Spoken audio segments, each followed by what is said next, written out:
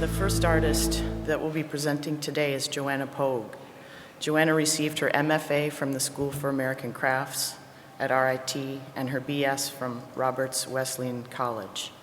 After a residency in Taiwan where she worked for sculptor Shi Shi and a year as a studio manager and artist-in-residence coordinator at Genesee Pottery, Joanna is now assistant professor of art at Roberts Wesleyan College in Rochester, New York. Please welcome Joanna Poag.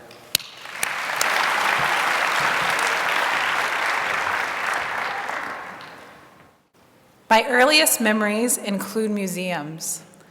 My dad was a graduate student at the University of Maryland, and we didn't have a lot of money, but the Smithsonian was free.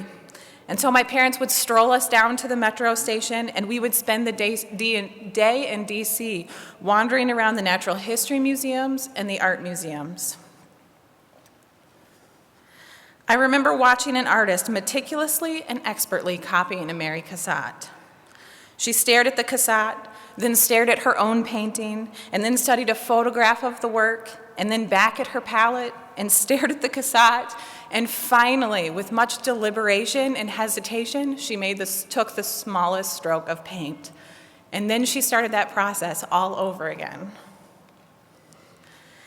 I also remember my little sister being scolded by a security guard for ducking under the security rope and walking all the way around Degas' Little Dancer.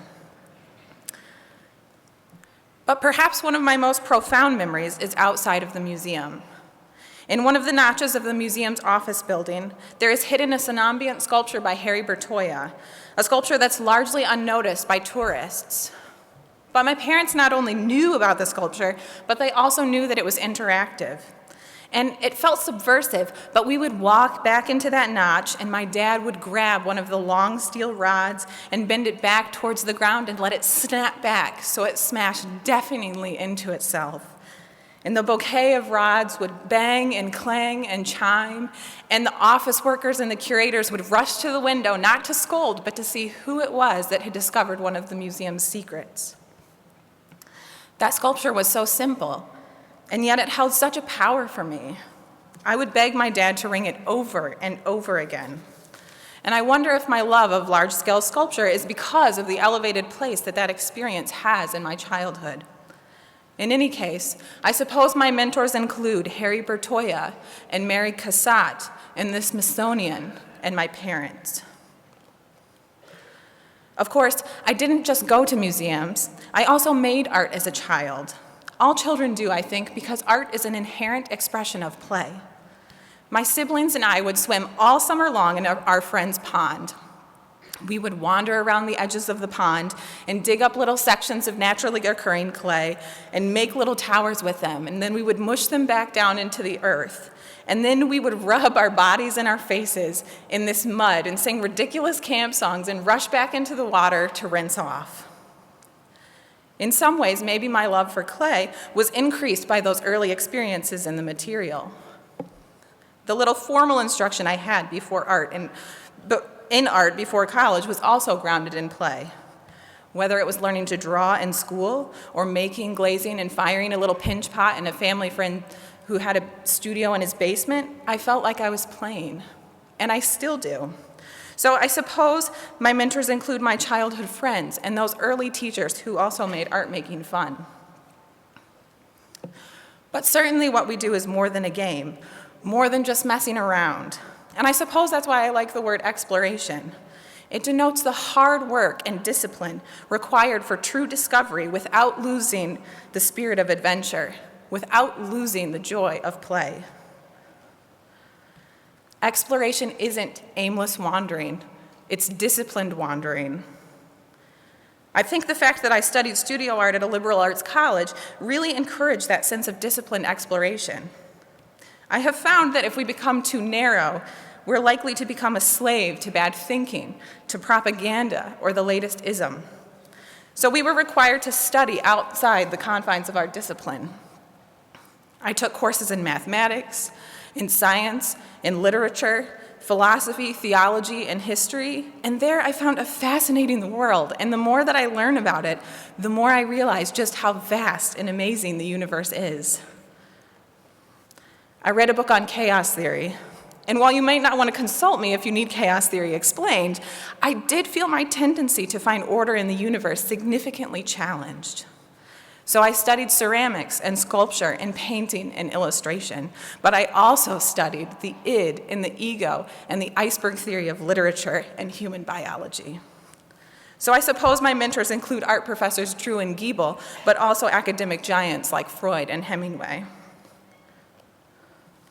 And then there's Rick Hirsch and Jane Schellenbarger, who took a chance on this unknown quantity from a little liberal arts college. What do I owe them besides everything? Certainly confidence.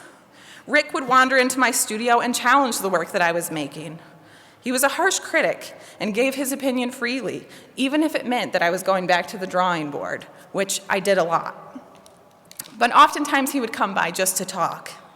Sometimes we wouldn't even talk about my work, but about history and art making and the work of Franz Klein or Richard Serra, or maybe some of the pies that his wife Arlene had been baking. One thing that he said that has continued to play in my mind is, Joanna, there is enough crap in the world, and what are you going to make that doesn't end up with the rest of it? He always pushed me to look harder at my work and to think smarter about art making.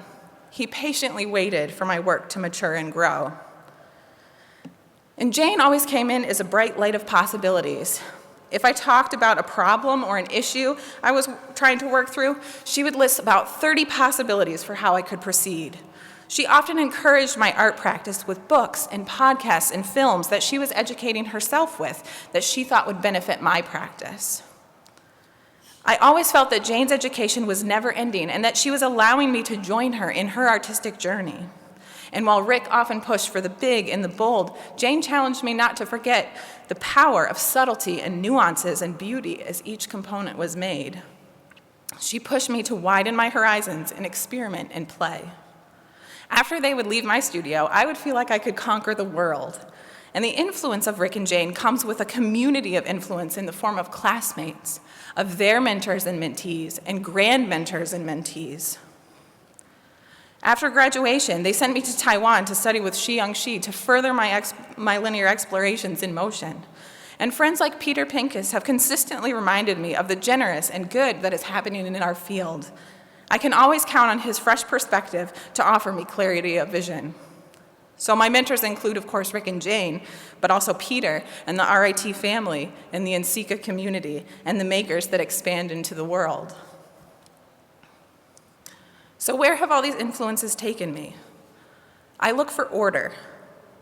I look for order not because I see a world of order, but because I see a world of chaos. When my husband and I go backpacking, I am amazed at how structured the mountains are, and yet there is something so haphazard about the way that they come together and push up out of the ground. The universe seems so organized when I study it in a textbook, and I know there's an incredible structure in the universe. But when I see the Milky Way, I don't see a grid of uniformity. I see blotches of light and random clusters and vast expanses of emptiness. I'm challenged to look again at my preconceived search for order and structure. So I look for simple and elegant forms and patterns to use in my work, both natural and man-made. These include calligraphy and basket weaves and cathedral windows and sound waves and ironwork and jellyfish movement and swallow flight pattern. I love the multiple. When I work, I generally start with an idea or design that is incredibly complicated. But when the individual component is complex, it tends to fail as a large installation. The components clamor for attention and lose their power. What I find myself having to do is slowly edit and refine each piece until the most simplest open shapes remain. And although they are nothing special perhaps to look at alone, when they're seen as a group, they become a living, breathing entity. And I find the complexity returns, but under the disciplined order and structure of the multiple. I love this because it speaks to how we must often function for healthy community. I know that in my relationship with my husband, I can't always push for my voice and my needs to be the loudest, but rather that together we cultivate a collective voice that cares for the needs of the other, even if it's not always our first choice for how things should go. We have here in this room so many individual voices exploring how clay is used, and yet when we come together, we're united under one goal, and we look for ways to connect ourselves to each other rather than for ways to stand apart. My desire to use the multiple in my work tries to reflect the richness in how I see us interacting as a community. I strive for balance. I'm not looking for balance that is necessarily predictable or obvious, but a balance that is living and moving. I think of that commonly used comparison: if you have a pound of feathers and you have a pound of bricks, which is heavier? And so even though on scales those two items weigh exactly the same, they look incredibly different. And when I'm exploring what balance means, I'm looking for those nuances that are unexpected.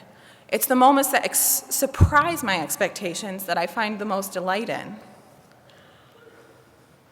As I close, I'm reminded that we speak not just to each other, and not just to the willing consumers and those who appreciate art, but to the public who wanders by the gallery to peek in, the children who are dragged to museums, the family members who come to the openings because they have to.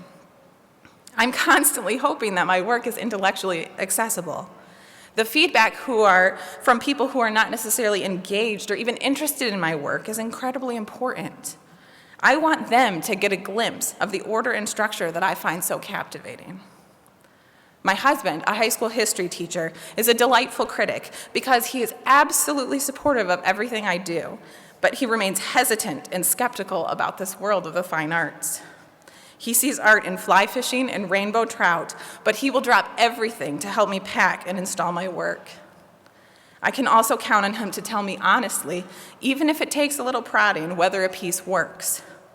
If it doesn't, that piece never makes it past that particular stage. Because as much as I'm making art for myself, I'm making art for others as well, and I desire their input and opinions as they help me move forward. Thank you, Nsika, for the honor of allowing me to share my work. I so appreciate the richness and diversity of this community of makers. May you all continue to explore your world and your work with disciplined playfulness.